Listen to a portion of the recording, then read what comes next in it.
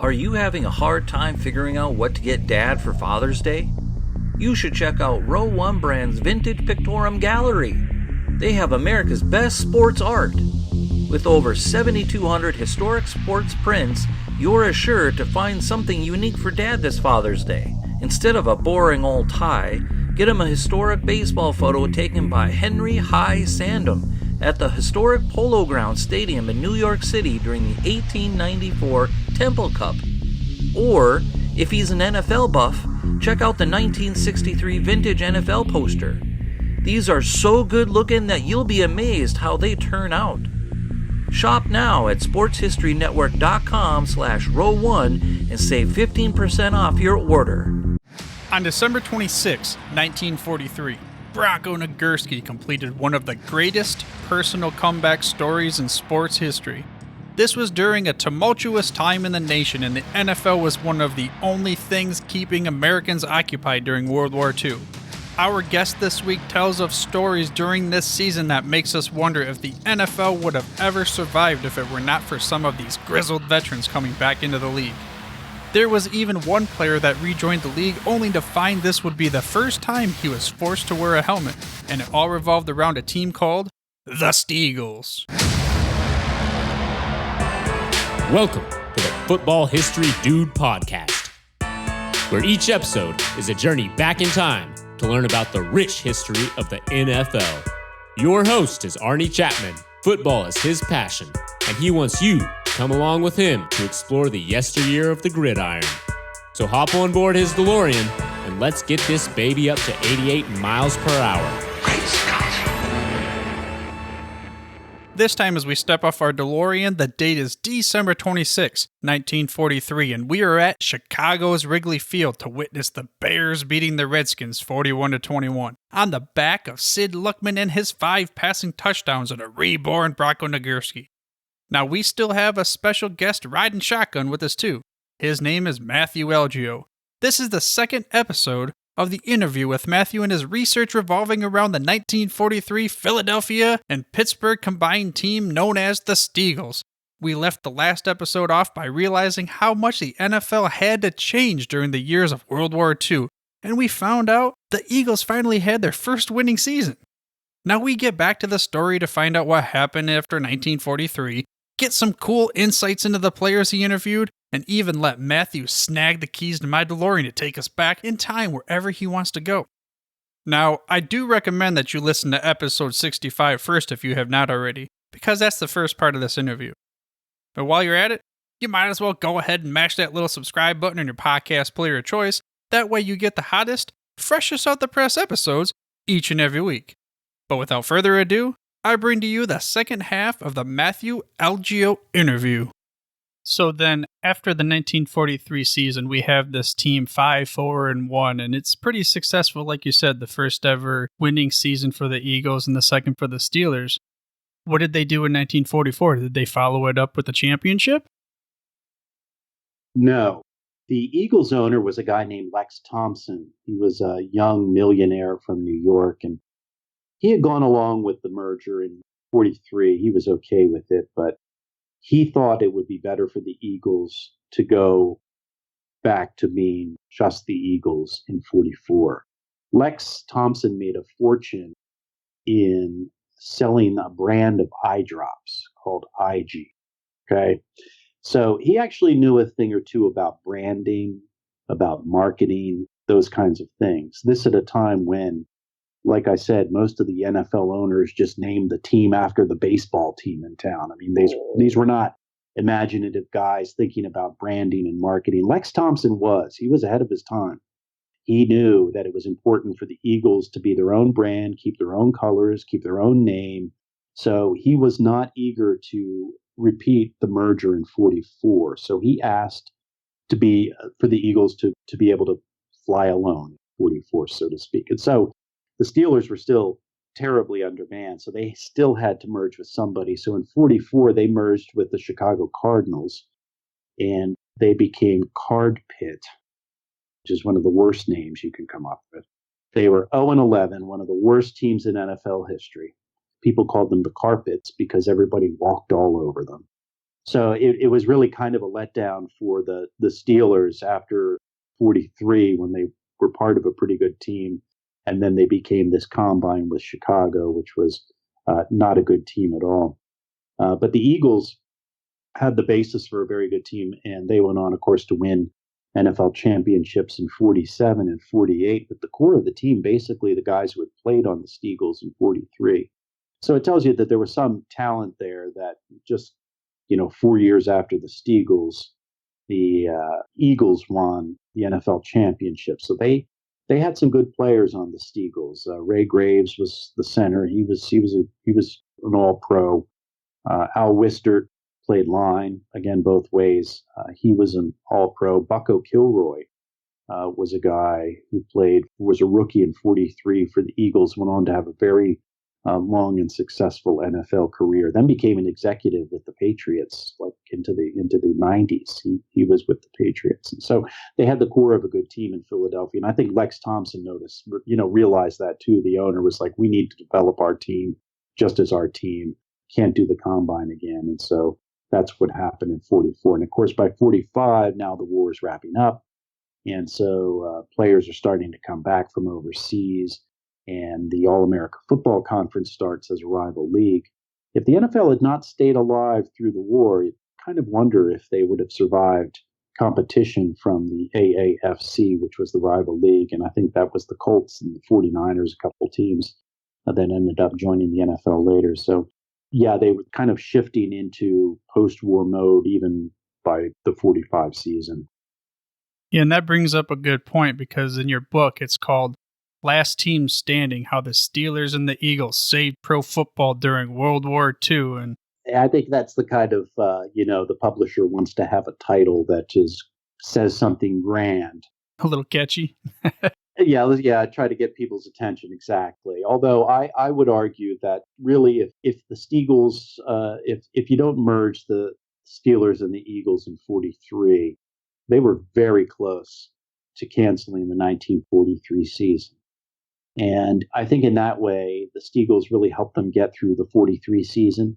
It kept football alive in Philadelphia and Pittsburgh at a very critical time for those franchises. I mean, again, they had been terrible franchises.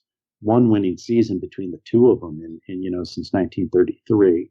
And so it really reinvigorated people's interest in professional football in Philadelphia and Pittsburgh in 43.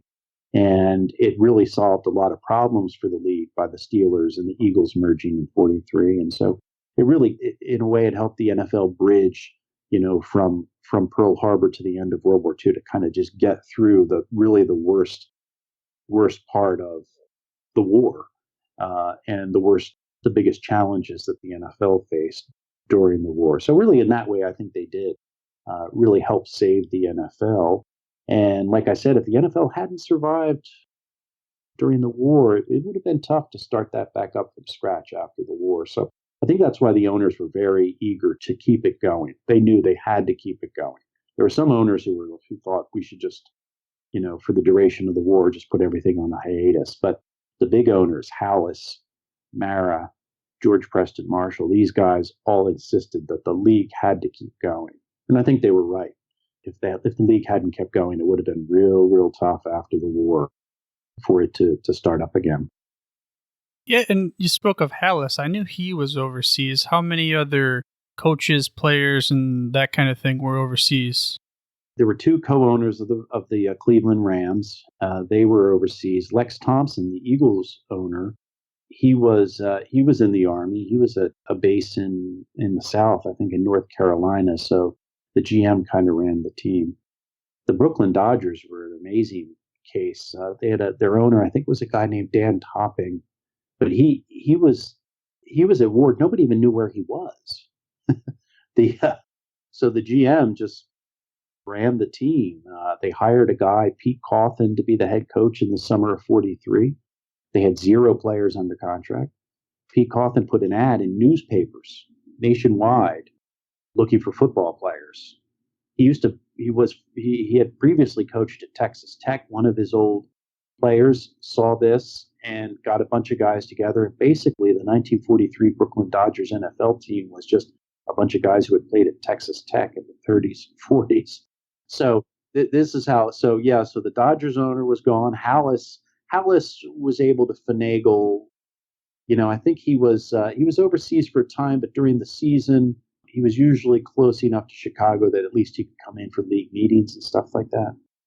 I should mention a couple of the players on the STEAGLES were active duty NFL.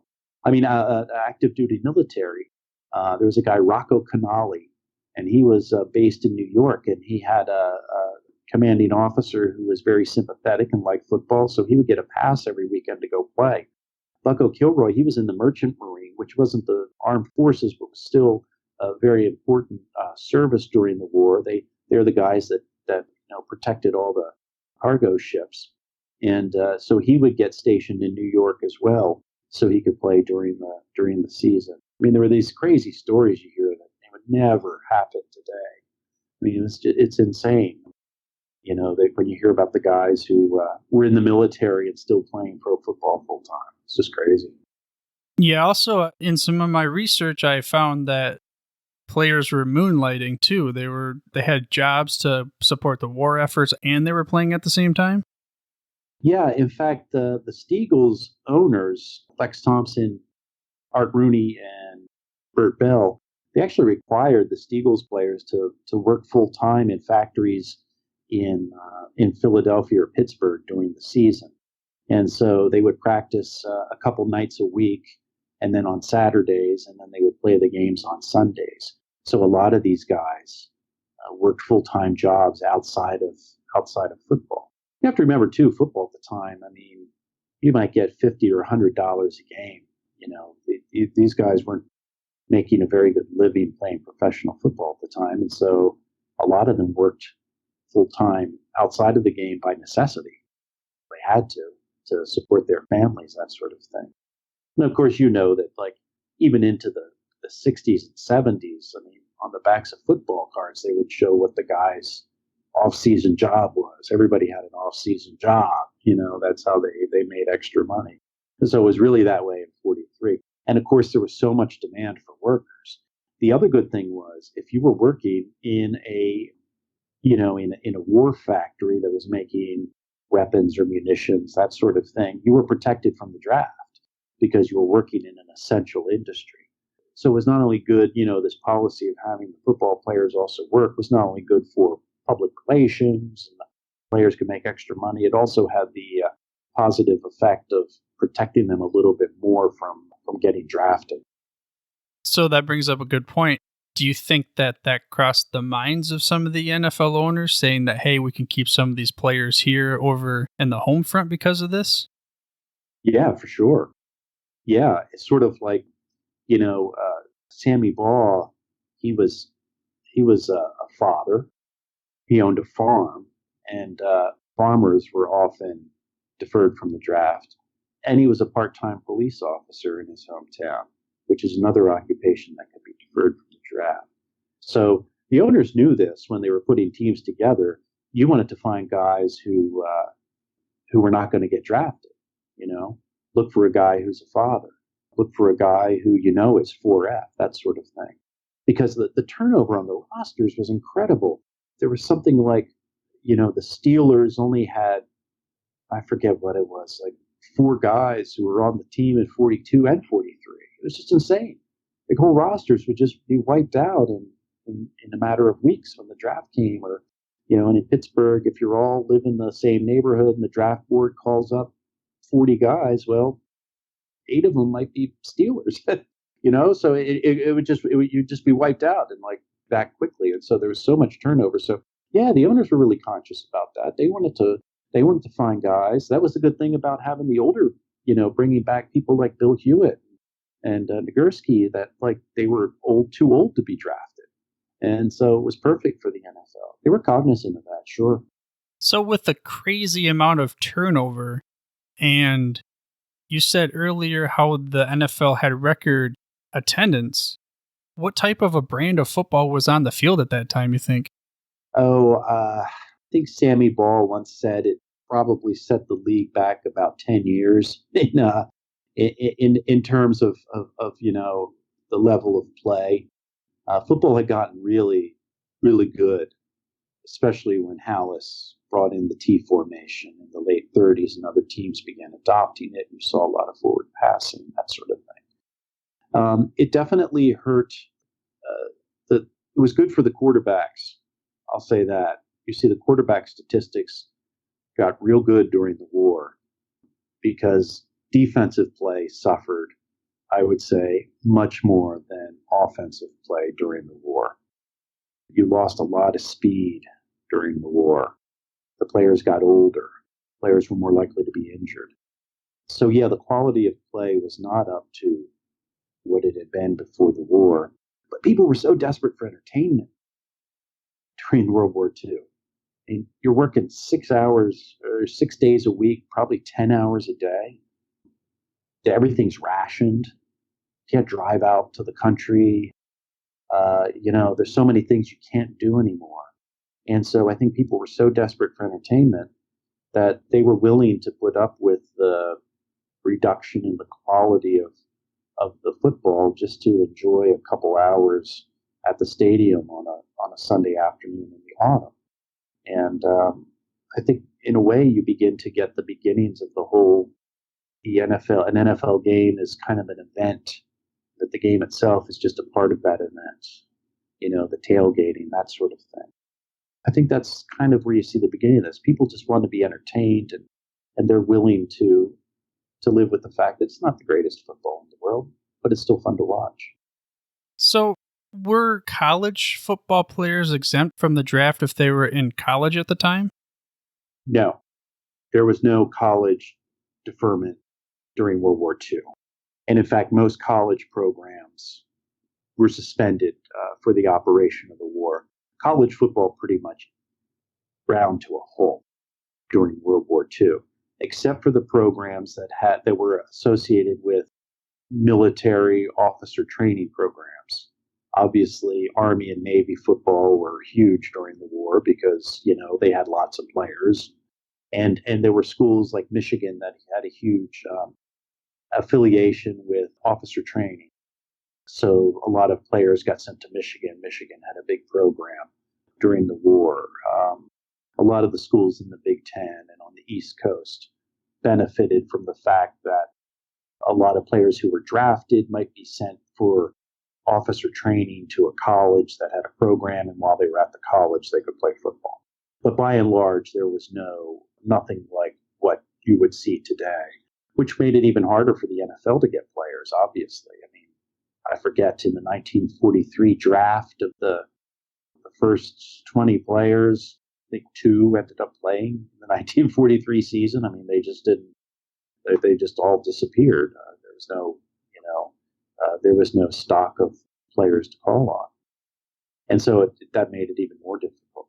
You hear stories about guys. There was a guy who tried out for the STEAGLES who had played on the prison team in Iowa, in the state prison, who apparently had a reputation as a great passer and came and played. And the STEAGLES backup quarterback was a guy named Allie Sherman, who went to Brooklyn College at 16 years old, graduated when he was 20, had a perforated eardrum, so he was 4F. Small guy, I forget what he was, like 5'6", but played quarterback. And so that was the kind of player he had. Allie Sherman went on. He coached the Giants in the early 60s, all those Giants teams that ended up losing to Lombardi in the NFL championship game every year. But Allie Sherman went on to a pretty successful career as a coach. Yeah, so it was just everything was kind of distorted. The old pipeline of college players got shut off. And so they had to look everywhere for players.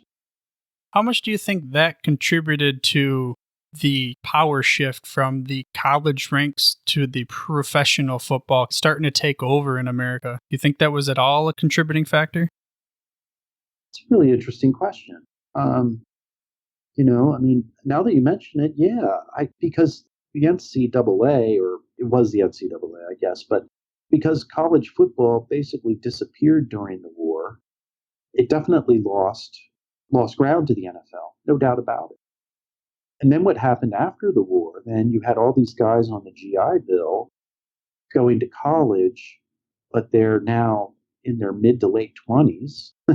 They're these these huge guys. It was this weird thing where, like, guys would go to college now, and they'd been to war and they'd seen action, people shooting at them.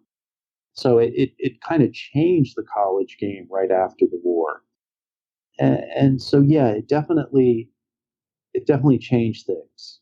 And it definitely changed things, I think, a little bit in favor of the NFL, that it was able to continue through the war while college football kind of disappeared. And then when it reappeared, it was so different that I think that really had an impact on how the two kind of related to each other.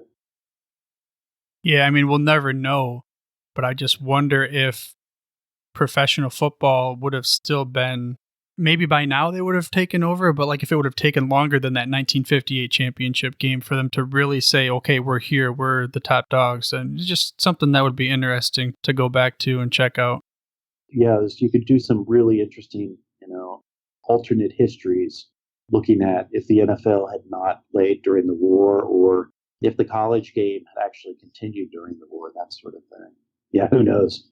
That's actually a good transition into one of my questions I'd like to talk to you about, a alternate reality, a alternate history kind of thing.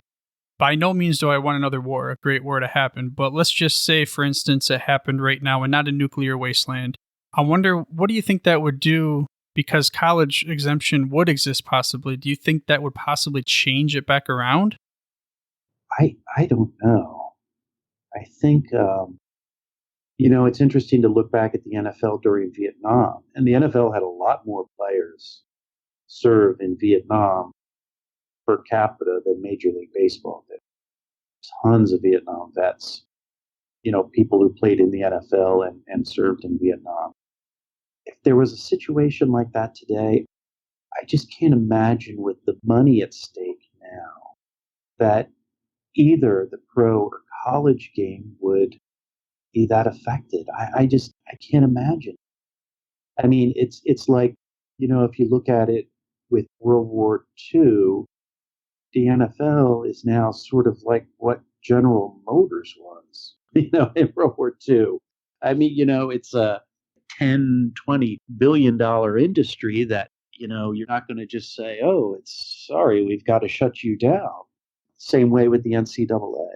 Not to mention that the political clout now that the NFL has that it didn't have in 1943. So I don't know. That does remind me, though, one of the great stories that I asked Al Wister, who played for the STEAGLES in 43. And I asked him, what would happen if you played an NFL team from today? Like the STEAGLES 43 played an NFL team today.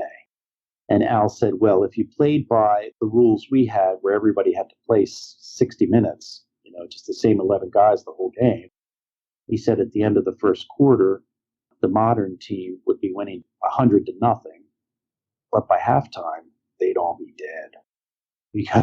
Because these guys now are, 310 pounds. Al Wister was, I want to say, he was 5'10", 5'11", 190, 200. He was a lineman. But these guys had to be in such good shape because you're also running kickoffs, punts, you're playing offense, defense. You've got to be in incredible, anaerobic shape to do this. It was just insane, the shape these guys were in. And and so it's just like so different today than it was back then. I mean, you were a 200-pound lineman back then, was a big guy. And, now, quarterback's got to be 200 pounds. Oh, sure, yeah. He's not making it too long. Yeah, he's going to get killed. So, so I thought that was a good example of how the game had changed and Al's perception of that. I would love to see a game played, with the old rules of having to play the same 11 guys.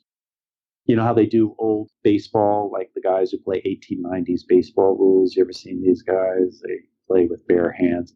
Yeah, there's a guy at work. He is, I don't know what they call it, the past timers or the old timers or whatever, with the baggy pants and such.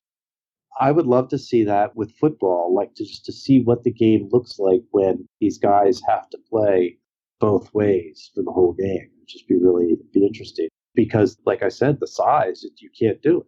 You're 300 pounds. And these guys play, you see them coming out after 4 downs, they're exhausted. So, yeah, it'd be really interesting. Yeah, it'd also be interesting to see some of the guys that they're so specialized in, let's just say wide receiver, but now you have to go to the defensive side where it's a totally different ball game. And back then, that was normal. You just played, like you said, every single down. What did Sammy Ball led the league in? I don't know if it was in 43. It was one of the years in the early 40s where he led the league in punting average, touchdown passes, and interceptions.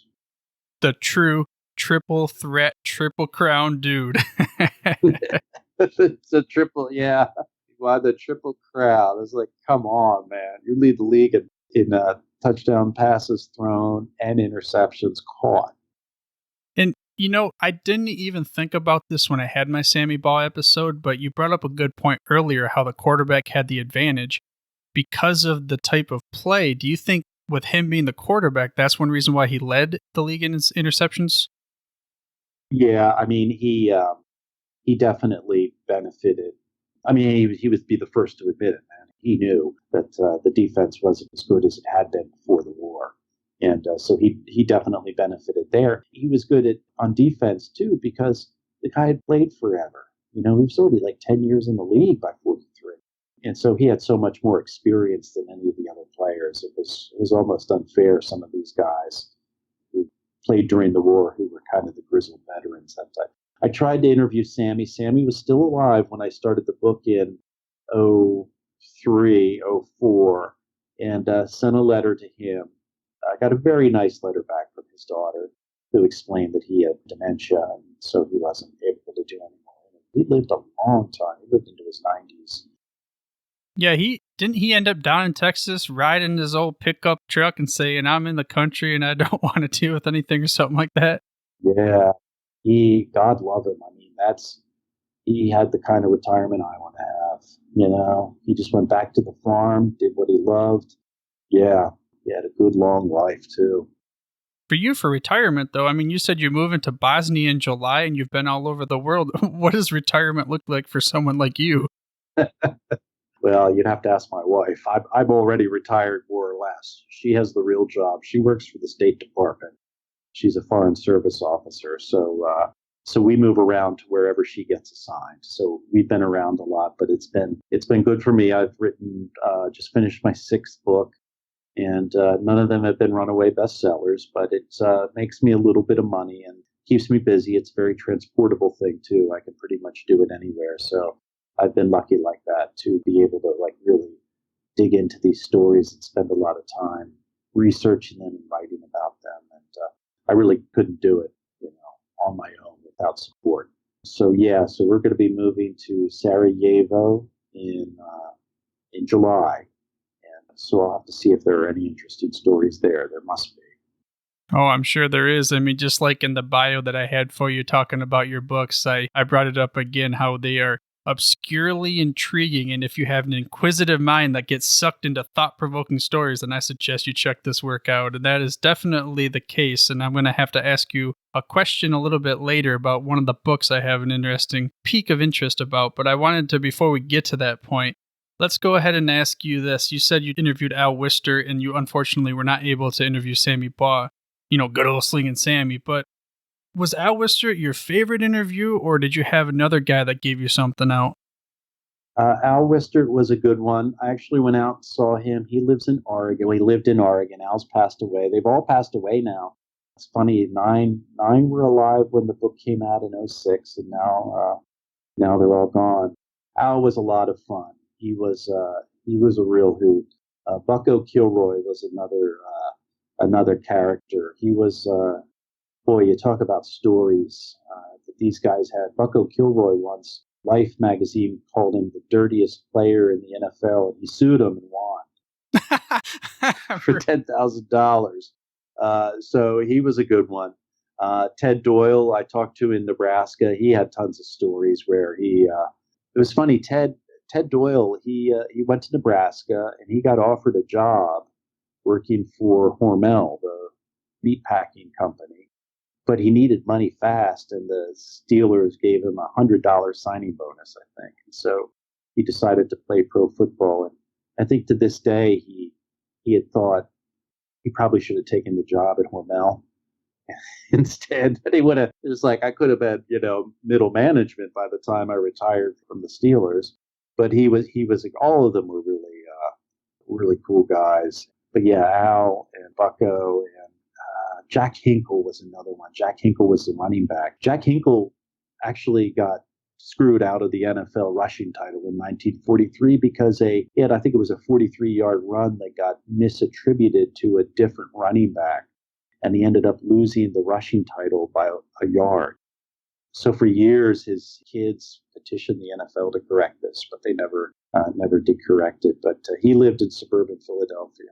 And there was another guy, Jim Gallagher, who was not a player for the Steagles, but was a very young. Well, he wasn't even an executive. This guy sold tickets. He ended up becoming, I think, vice president of public relations or something for the Eagles in the 80s and 90s. But he was another great interview. The one thing I regret that never occurred to me, I should have gotten an official NFL ball. Yeah, I know, and had each of them sign it when I interviewed them. And I don't know what I was thinking. And I mean, you don't want to be like, hey, can I get your, you're trying to be cool about it and you're in their house now. But now I look back and I was like, oh my God, just for, my personal and like leave it for my kid or whatever. But it'd be like, wow, it'd be really cool to have. Oh, yeah. And I'm sure they would have all been willing and they would all love to do it for you too, considering the historic season that was the Steagles, and just something I had personally never heard about until I randomly was performing some research and I saw the term Steagles. I thought it was a misprint, I'll be honest with you.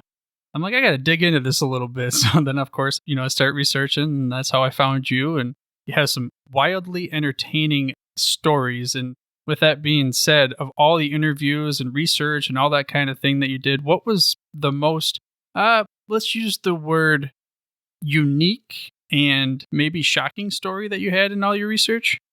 That's tough, but one thing that comes to mind is I talked to Vic Sears.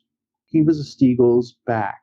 But there was something interesting he told me, because he said back then they had an unwritten rule that if a guy was running out of bounds and you're on offense and you're playing defense and you have a chance to cream him, if you're at home, it's acceptable to cream him because that gets the crowd all riled up.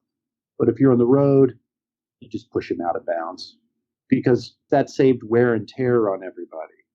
There were all these unwritten rules about how you would play the game and behave and everything back then that really had never occurred to me. Because if you're on the home team and you hit a guy hard and it gets the crowd, that's acceptable. But what's the point in hitting a guy hard when you're the visiting team? They're just going to boo you anyway. It was like, I guess, the kind of the unwritten code that I had never imagined even existed. And so I thought that was really interesting. I thought also, what Al Wistert said about how the game had changed so much, between going to the day of the 60-minute men to the game of today, and how much the professional game has improved over the years. They used to play, there would be a college all-star team would play the defending NFL champion in Chicago every year before the season began. It was a big, huge exhibition game. And in the 30s and 40s, the college team would win all the time. And then, of course, after the war, the pro team started winning so much that by the 70s, they just canceled the whole thing. It wasn't even worth doing it. But it just goes to show you that the college all-star team could beat the defending NFL champions. It's quite an accomplishment. So that was pretty wild just to kind of conceive of that. It's like, wow. And Al Wistert talked about, and you had asked before about what it was like for the young, the rookies joining the team. Al Wistert played football at Michigan, man. He played for Fritz Chrysler and these manicured fields. And he went to Philadelphia for the first training camp in 43, and he couldn't believe it. They were just playing on a rocky field at St. Joseph's College. And he said the locker was so narrow, they had to stand the shoes up, on the toes to get them in. He thought he was moving up, and then he got to Philadelphia, and he said this was nothing like Michigan. Michigan was immaculate, and so it really was interesting learning about how different things were back then. Oh yeah, I mean that just goes to show modern day NFL players have no idea what it was like back then, and that's not even just the war speaking. There's all those other things. No, and I have a lot of sympathy, for the guys who, are fighting for some kind of compensation, the older veterans especially, because these guys really, they set the stage for what the league has become. And I think the NFL does a pretty good job. I think it could do a much better job of honoring it, its history, its past. I think baseball does a better job than football. But this year is the 100th season, I guess, the 100th season of the NFL. And I think they have a lot of events planned for that. So hopefully it'll get people inspired and interested in the history of, what's America's most popular sport, I think it's worth looking at the history of it. Yeah, not to be selfish, but I hope it works out too, considering it's called the Football History Dude podcast. But with that being said, and then I don't want to take up too much of your time, I could go on for days talking to you about anything in the NFL. You've done so much research, and it's just intriguing and interesting to hear the different stories. But one thing I like to ask people, it's a hypothetical question. So my podcast, one thing is based on the premise of Back to the Future. Every week, we take the listener in my DeLorean. We're going to get that baby up to 88 miles an hour. We're going to go back in time. And with that being said, I'd like to ask you this question. It does not have to be around the STEAGLES because, of course, we've been all over that. But if I were to take you and give you the keys to my DeLorean, you can go back in time any point in history. You cannot change the outcome. This is not a Marty McFly moment. But where would you go, what time, and what would you do? Well, I mean, come on, you got to go see what Jesus was about, I think, first of all. If I could go back, yeah, I'd probably want to see what Jesus was like. But more in terms of American history, I would probably like the late 19th century. I think that would have been a really interesting time. I wouldn't want to waste it on something where there are people alive still who remember the time you're going back to, if that makes sense. Oh, yeah, for sure. Yeah. Yeah. It's like, well, if there are people I could ask, like, well, what was that like? That's not as good, obviously, but you kind of get a sense of it, at least if there are people still alive who were there. So, yeah. So I guess my two places would be Judea year 0 and the United States in 1893. But boy, I need more time to think about that. Yeah, it's an unfair question to throw you on the spot and everything like that. But or okay, maybe Roswell, 1947. Oh yeah, that'd be a good one to go to. See if that UFO was real. Yeah. So the late 19th century brings me to another topic as we get close to wrapping up here. I wanted to ask you, what the heck is pedestrianism?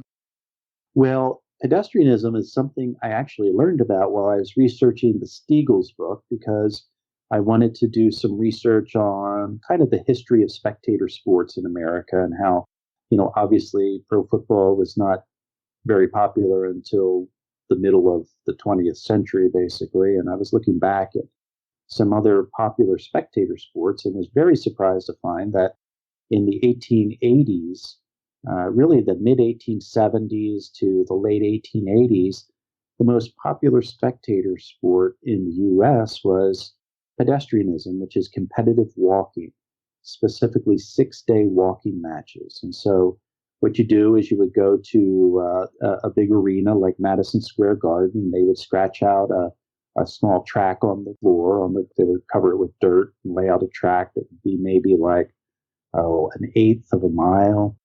And guys would just walk around and around and around for 6 days. You couldn't do anything on Sunday because, of course, it was against the law to have any sort of public amusements on the Sabbath. And so these races would begin Sunday night, Monday morning, right after midnight, 12:01 a.m. Monday, and go straight through all 6 days, right up to midnight Saturday night, 11:59 p.m. Saturday. And these guys would just walk as far as they could for days and days. And some of them would do 500 or 550 miles in 6 days, and they'd be exhausted and bedraggled and delirious by, lack of sleep for, by the end of the second or third day. And people would just stream into the arenas and watch these guys, and there'd be bands playing and people selling, pickled eggs and other concessions. It was just a crazy, crazy scene. And talk about people who were desperate for entertainment. I think in the 1880s and 1890s, people are moving into the cities, countries getting industrialized, people from the country moving into the city, but we still don't have phonographs or, movies or obviously radio or television or anything like that. So any kind of live entertainment was in such high demand. And for a brief time, these guys were like the most famous athletes in the country. So yeah, it had its beginnings for me, the story, researching spectator sports in America when I was doing the STEAGLES book, and it sort of stuck in my head. And then I went back and did some research. It's an interesting, and we still have these, 6-day races. They still have, and ultras, of course, are of all different lengths and varieties, and so it's still with us in a way. Yeah, and that's another one of his books, and you can get this book, the STEAGLES book, and many more on the show notes, and I would provide links for all of you guys out there. And where can the fans of this show find you if they wanted to find out more about you, Matthew? MattAlgeo.com. MattAlgeo.com. And I'll be providing a link of that in the show notes as well. That'd be great. Yeah. And good luck with the podcast. I think it's a great, like I said, I really wish there was more attention paid to the history of football, especially professional football in the U.S. I think a lot of people are ignorant about all that has led up to the NFL becoming what it is today. And so hopefully, like I said, with the 100th anniversary, the 100th season coming up, people will begin thinking a little bit more. And the Hall of Fame in Canton's a great place if you ever get a chance to go there. Oh, sure. And I just want to thank you again for coming on, riding shotgun with me back to December 7th, 1941. We get this crazy journey going with the STEAGLES and everything else. And are there any parting words of wisdom, knowledge nuggets you want to drop on the fans of the show? No, buy my books. Well, there you go. Buy his books. Enough said. And like I said at the beginning of the last episode, if you are into wildly intriguing books and you have an inquisitive mind for thought-provoking topics, then I highly suggest that you dive right into the page I created for him on my site. Just like Bronko Nagurski diving right into that line to get the Bears to the 1943 championship game. And you can get there by heading to thefootballhistorydude.com/Matthew Algeo. That's Matthew, Algeo. Again, head to thefootballhistorydude.com/Matthew Algeo for a list of all of his books. And I truly hope you enjoyed this week's episode of the Football History Dude. And I want to thank Matthew Algeo for dropping golden knowledge nuggets all over the gridiron. Also, I cannot thank him enough for being the first guest on this show. But next week, we are lucky enough to have another passenger riding shotgun on our DeLorean. We will talk to Upton Bell, the son of Burt Bell, the founder of the Philadelphia Eagles and first great commissioner of the NFL. But for now, dudes, I'm through if you're through. Thank you for listening to this episode of the Football History Dude. To make sure you're the first to get the next episode, please subscribe on your podcast player of choice and head on over to thefootballhistorydude.com for the show notes and more information on the history of the NFL.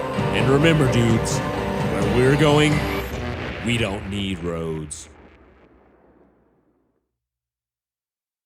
We here at the Sports History Network proudly partner with 26 podcasts, all revolving around the history of sports.